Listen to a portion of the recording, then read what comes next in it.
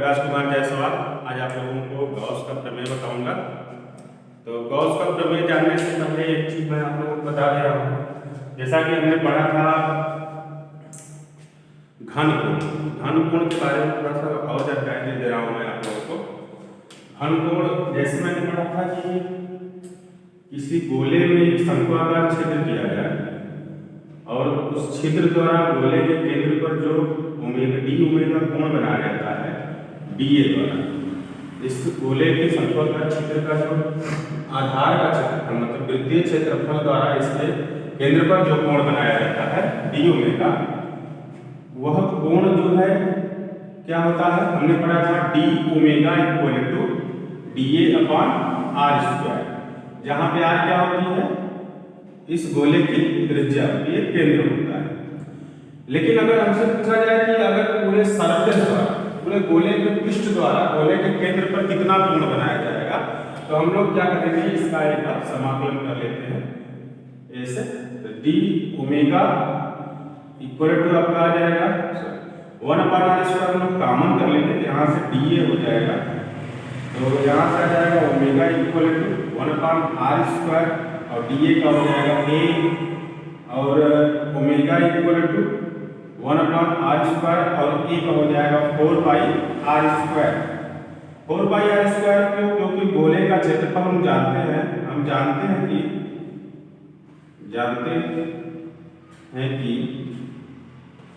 गोले का क्षेत्रफल ए बराबर होता है 4πr², जहां पे ए जो है पूरे गोले का पृष्ठ क्षेत्रफल, ये जो है गोले का पृष्ठ क्षेत्रफल है। तो यहाँ से अगर हम लोग r² को काट दें तो ओमेगा इक्वल टू बच जाएगा 4π। मतलब कहने का तात्पर्य यह है कि किसी गोले के पृष्ठ द्वारा गोले के केंद्र पर बनाया गया कोण जो होता है घन कोण, वह 4π होता है। तो यह जानकारी हमें रखनी है। इसके बाद हम लोग आज पढ़ेंगे गॉस का प्रमेय और गॉस के प्रमेय का सत्यापन पढ़ेंगे। आइए देखते हैं।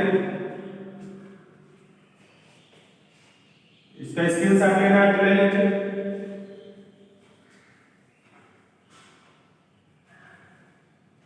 ठीक,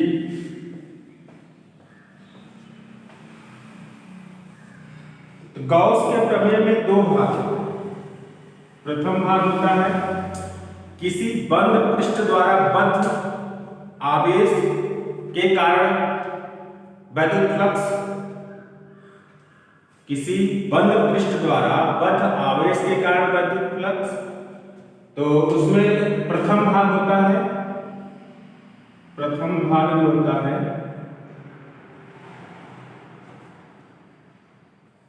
बंद पृष्ठ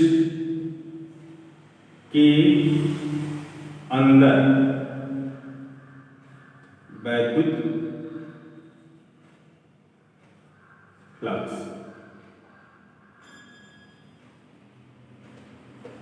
प्रथम भाग होता है, प्रथम भाग हम लोग पढ़ेंगे बंद पृष्ठ के अंदर वैद्युत फ्लक्स। जैसे यह बंद पृष्ठ है, बंद पृष्ठ के अंदर अगर प्लस क्यू आवेश रखा गया है बिंदु O पर, तो इसके कारण वैद्युत फ्लक्स जो होगा फाई ई जो होता है Q/ε0 होता है। या फिर इसको हम इस प्रकार से भी लिख सकते हैं phi E equal to 1/ε0 into Q।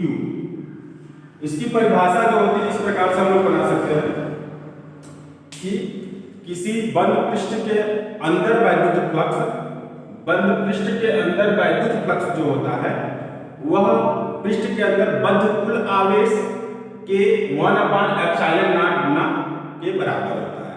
हम लोग लिख सकते हैं किसी बंद पृष्ठ के अंदर वैद्युत फ्लक्स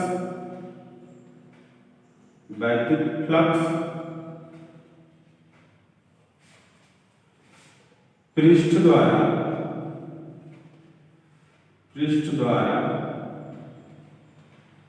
बद्ध कुल आवेश Q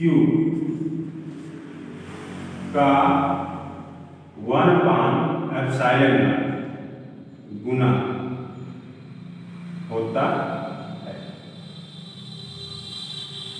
मतलब यही गॉस का प्रमेय होता है। मतलब हम लोग कह सकते हैं कि फाई ई जो होगा वैद्युत फ्लक्स फाई ई Q/ε0 के बराबर होगा।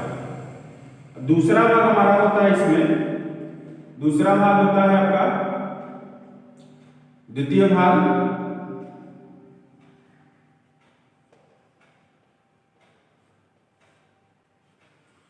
बंद पृष्ठ के बाहर वैद्युत फ्लक्स।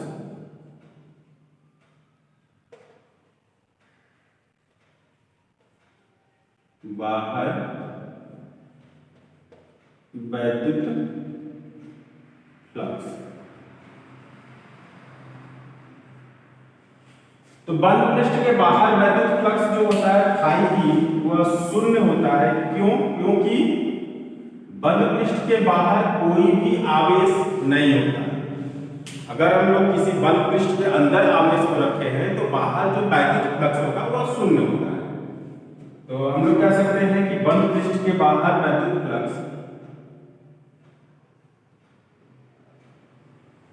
बंद पृष्ठ के बाहर कोई आवेश न होने के कारण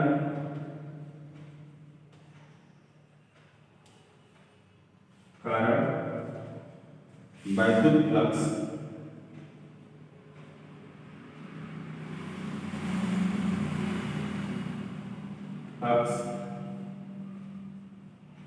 शून्य होता है। ये वाला भाग हो सकता है आपको नहीं दिखाई दे रहा हो, तो इसको मैं जो है इसके नीचे लिख देता हूं। बंद पृष्ठ, किसी बंद पृष्ठ के अंदर वैद्युत फ्लक्स पृष्ठ द्वारा बद्ध कुल आवेश Q का 1/ε0 गुना होता है। तो ये होता है। तो आज हम लोग गॉस का प्रमेय का सत्यापन भी करेंगे। ये आपको मैं गॉस का प्रमेय बता दिया, इसका जो परिभाषा वो भी बता दिया। हम लोग इसका सत्यापन भी करेंगे। आइए देखते हैं कैसे सत्यापन करते हैं। इसका स्क्रीनशॉट ले सकते हैं।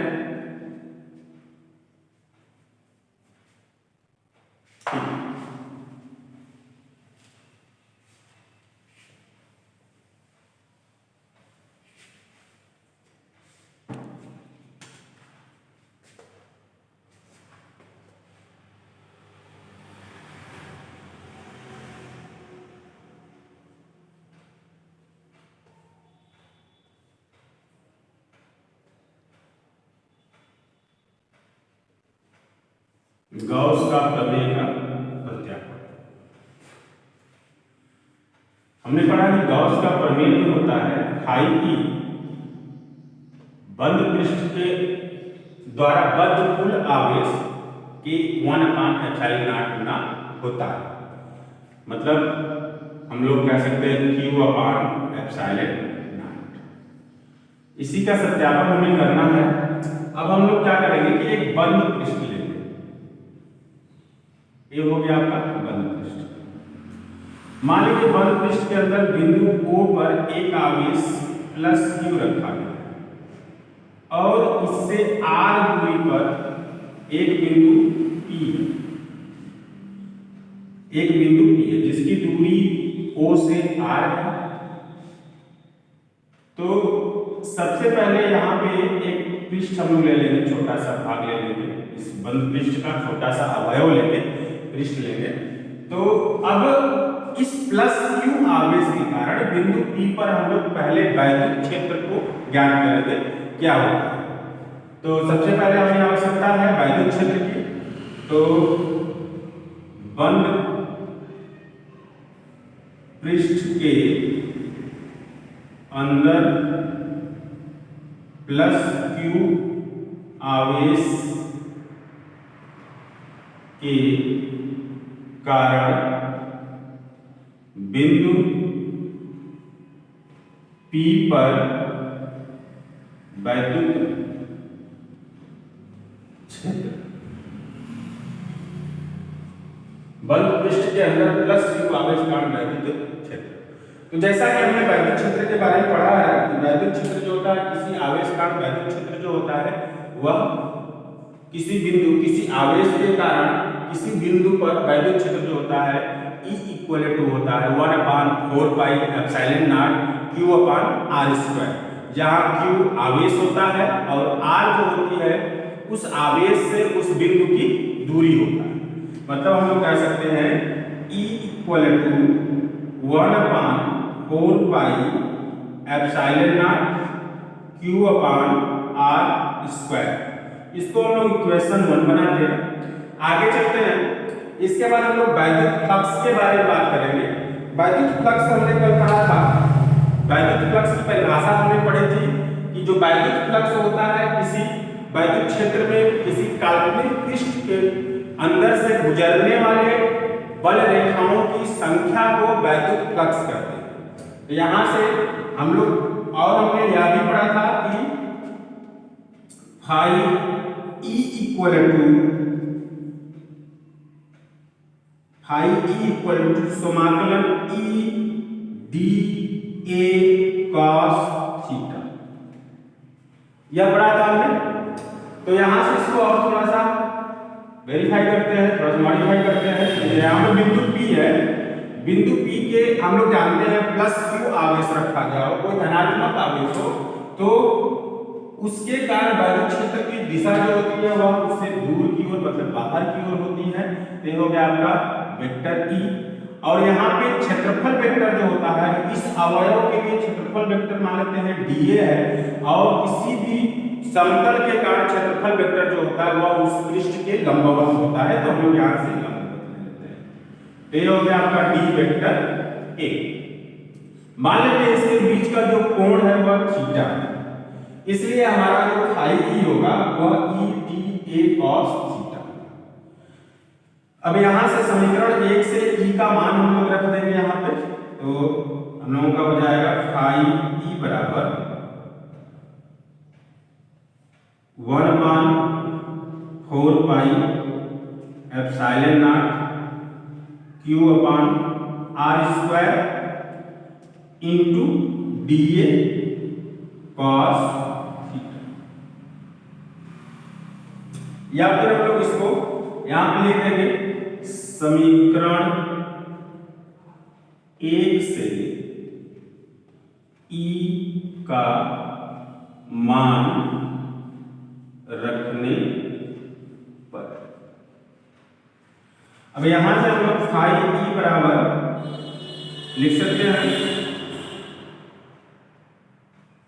Q/4 pi epsilon not dA cos theta upon r²।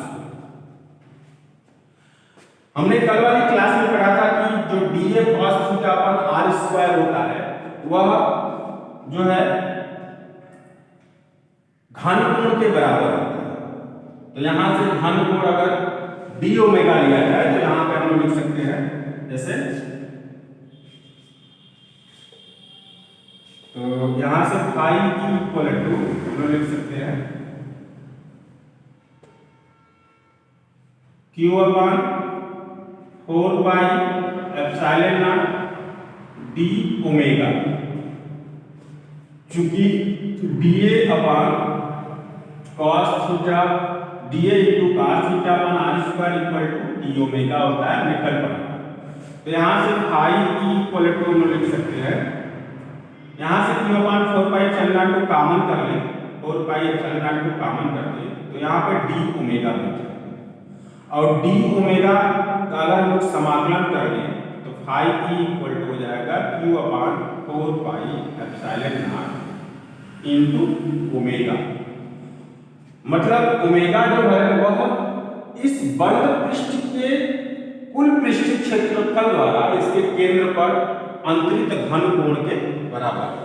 और हमने अभी बताया कि किसी गोले या फिर किसी बंद पृष्ठ या ये गोला ही मान के चलिए, तो किसी गोले के पृष्ठ द्वारा पृष्ठ के केंद्र पर अंतरित घन कोण जो होता है वह 4 पाई के बराबर होता है।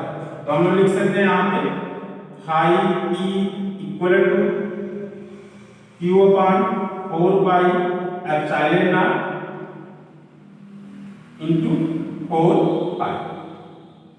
तो 4 पाई से 4 पाई कैंसिल हो जाएगा, यहाँ पे दिखा देंगे चूंकि ओमेगा इक्वल टू 4 पाई। तो यहाँ से 4 पाई से 4 पाई कैंसिल हो गया, पाई इक्वल टू आ जाएगा आपका क्यू अपान एप्सिलॉन। यही हमें सत्यापित करना था। धन्यवाद दोस्तों। अब अगली क्लास मैं आप लोगों को बताऊंगा, इसका स्क्रीनशॉट ले लीजिए।